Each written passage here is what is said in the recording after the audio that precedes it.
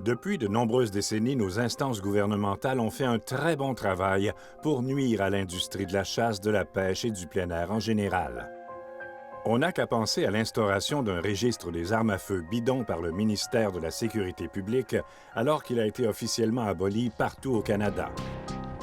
Tout ce qu'il va apporter est un gouffre financier payé une fois encore par tous les contribuables, en plus d'embêter l'honnête citoyen.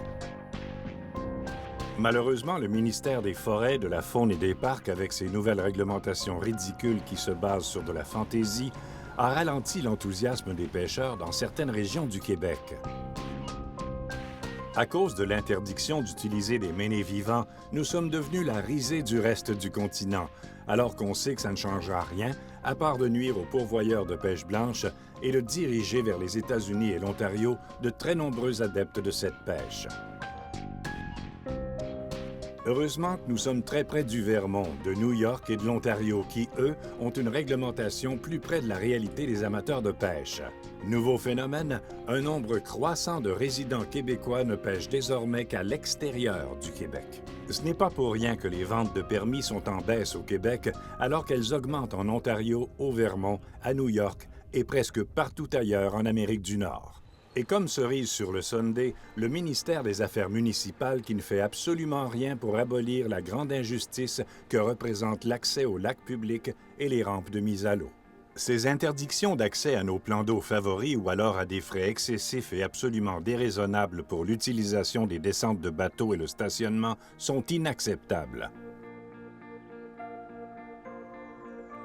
Également, dans certains cas, des coûts prohibitifs pour le lavage des embarcations sont imposés. Cette arnaque est très répandue sur notre territoire et touche de nombreux plans d'eau. Ces mesures discriminatoires envers les Québécois qui ont été imposées par certaines municipalités riveraines sont une insulte à l'intelligence, considérant que nous sommes parmi les plus taxés au monde. Leur principal objectif est clair. Malgré la désinformation qui est véhiculée sous de faux prétextes, comme la pollution, l'introduction d'espèces invasives ou la quiétude des résidents, c'est la privatisation secrète d'un plan d'eau public tout en profitant de très grosses subventions puisées à même l'argent des payeurs de taxes. La situation est particulièrement frustrante car en plus des subventions financées par les contribuables, le ministère des Forêts, Faunes et Parcs ensemence sur certains lacs des milliers de truites à chaque saison, encore une fois à même les fonds publics, et on n'y a pas accès gratuitement, comme partout ailleurs. Cette aberration est d'autant plus étonnante quand on sait que chez nos voisins de l'Ontario, du Vermont, du New Hampshire, du Maine et de New York, les très nombreux points d'accès pour bateaux sont gratuits et de loin supérieurs à ceux du Québec. L'enjeu en vaut la peine car l'industrie nautique rapporte énormément au gouvernement. Un grand nombre de concessionnaires de bateaux, de marinas et de pourvoiries sont répartis un peu partout sur le territoire.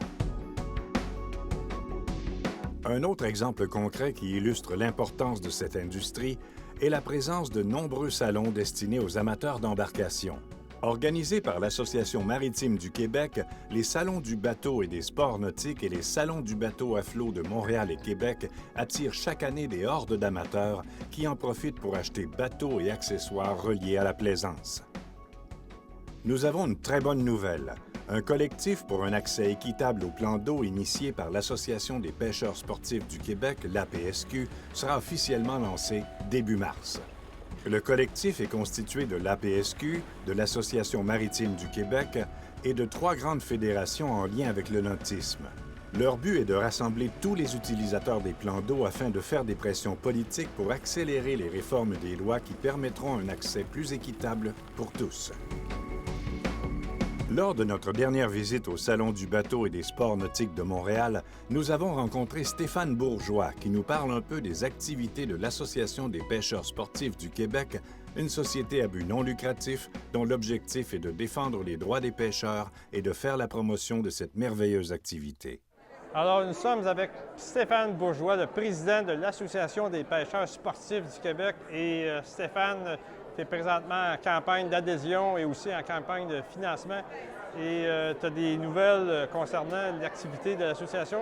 Tu as même envoyé 2 mises en demeure à des municipalités dernièrement. Et Ça, c'est vraiment quelque chose là, qui n'avait jamais été fait avant.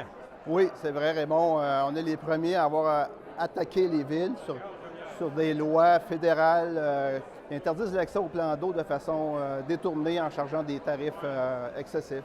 Ça, c'est vraiment illégal dans le fond. Là. Ils jouent avec les lois. Là. Oui, c'est ça. Si la restriction n'est pas inscrite dans la loi fédérale, ils n'ont pas le droit d'interdire pour les non-résidents.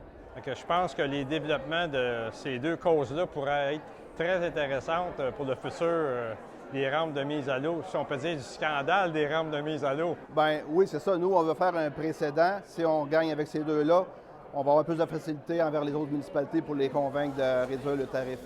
Puis là, présentement, tu es en campagne d'adhésion et de financement. Je pense que tu as un concours vraiment très intéressant avec des très gros prix. Oui, bien maintenant, la campagne d'adhésion, c'est quasiment légendaire. Les gens l'attendent d'année en année. Puis la façon d'adhérer, y a-t-il une façon particulière? J'imagine qu'il y a votre site Web. Bien, on peut adhérer dans les différents salons de chasse et pêche. On va être à Montréal, Québec, Sherbrooke, Trois-Rivières, les bazars de pêche à Laval. Aussi, on a notre site Internet. Vous cliquez sur adhésion ou renouvellement. Donc, l'OPSQ a une présence dans presque tous les salons. Et aussi, par votre site Web, on peut aussi s'inscrire pour le concours et en même temps devenir membre. Oui. Oui. La meilleure façon de nous suivre en direct, c'est sur les réseaux sociaux, sur notre page Facebook, Association des pêcheurs sportifs du Québec. Les nouvelles arrivent toujours là avant notre site Internet. C'est plus facile, c'est plus instantané aussi. On a une réaction directe des membres. Bien, en tout cas, je te félicite beaucoup pour tous tes efforts pour cette cause qui est vraiment très importante pour tous les plaisanciers et surtout tous les pêcheurs du Québec, parce que c'est un problème qui ne semble pas s'améliorer. Il faut vraiment agir dès maintenant. Oui, c'est ça. Il faut parler à nos députés, à nos futurs députés, leur demander s'ils sont prêts à s'impliquer dans l'accès au plan d'eau. Il faut en parler le plus souvent possible. On ne lâche pas, puis on tape sur le clou là, pour essayer de gagner notre cause. Bon, mais je te remercie beaucoup, Stéphane, puis lâche pas. Le combat ne fait que commencer. C'est bon. Je ne lâcherai pas, c'est certain. Pour vous aider à mieux comprendre la situation, allons voir ce qui se passe à l'extérieur du Québec. Le Vermont, un des plus petits États américains, offre 186 rampes de mise à l'eau publique gratuites de grande qualité. La plupart peuvent recevoir toutes sortes de bateaux et sont très bien aménagés. L'État de New York gère à lui seul 395 installations qui sont très impressionnantes. Ces accès entraînent des retombées économiques importantes où elles se trouvent et rapportent beaucoup d'argent aux municipalités environnantes. Avec leur grand stationnement, ces infrastructures peuvent aisément répondre à l'achalandage des journées chaudes du week-end, ce qui rend l'utilisation de ces installations plus facile pour tout le monde. Les personnes à mobilité réduite n'ont pas été oubliées non plus. Certaines rampes sont aménagées pour leur permettre de les utiliser facilement. Plusieurs rampes sont équipées de blocs sanitaires modernes.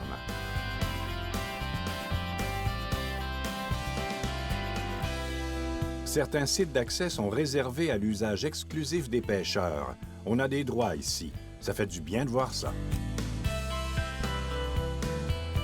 La plupart sont la propriété du Vermont Fish and Wildlife Department ou du New York State Department of Environmental Conservation. Ils sont situés à des endroits stratégiques, à l'abri du vent et près des bons sites de pêche. De longs quais permettent une utilisation efficace et sécuritaire sans abîmer les embarcations. Ils ont bien compris l'importance de l'apport financier que génèrent ces populaires activités de plein air. Si un petit État comme le Vermont peut se permettre d'avoir les plus belles rampes au monde, le Québec est capable d'en faire autant. Il n'y a aucune excuse. Il s'agit de mettre les priorités à la bonne place, considérant que nous avons l'un des fardeaux fiscaux les plus lourds de la planète. En Ontario, l'accès au plan d'eau avec des rampes de mise à l'eau gratuites est prioritaire. Nous sommes impressionnés par cette accessibilité. De grands stationnements ont été aménagés pour accueillir les visiteurs. Les chambres de commerce ontariennes ont bien compris le potentiel économique du tourisme halieutique. Tout le contraire de certaines politiques municipales du Québec qui se trouvent encore à des années-lumière. En ce qui concerne la possibilité d'introduire des espèces indésirables ou envahissantes, aux États-Unis, plutôt que de barrer les lacs les uns après les autres sous ce faux prétexte comme on le fait au Québec, on mise plutôt sur l'éducation et la prévention ce qui est beaucoup plus efficace. Sur certaines rampes de mise à l'eau, surtout les fins de semaine, on nous informe sur les espèces nuisibles qu'on peut transporter d'un lac à l'autre et on effectue une inspection du bateau, du vivier et de la remorque. À certains endroits, on a accès gratuitement à des équipements pour nettoyer notre bateau avant de quitter la rampe. Peu à peu, les Québécois se font déposséder de leurs droits acquis et leur accès à l'eau sous toutes sortes de formes. Il y a même une petite municipalité dans le fjord du Saguenay qui a instauré une tarification exorbitante pour avoir accès à un plan d'eau gelé qui est pourtant de juridiction fédérale.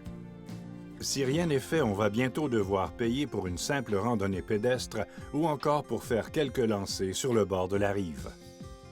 Il est temps d'agir avant qu'il soit trop tard. L'héritage qu'on veut laisser aux générations futures n'est certainement pas un territoire où tout est interdit à moins de sortir de gros dollars. Une bonne façon de contrer ce problème grandissant est de devenir membre de l'Association des pêcheurs sportifs du Québec. C'est une société à but non lucratif ayant comme principal objectif de préserver les droits de tous les citoyens et utilisateurs de notre territoire à un accès à la pêche sportive dans un esprit de respect à l'égard de la ressource et de l'environnement.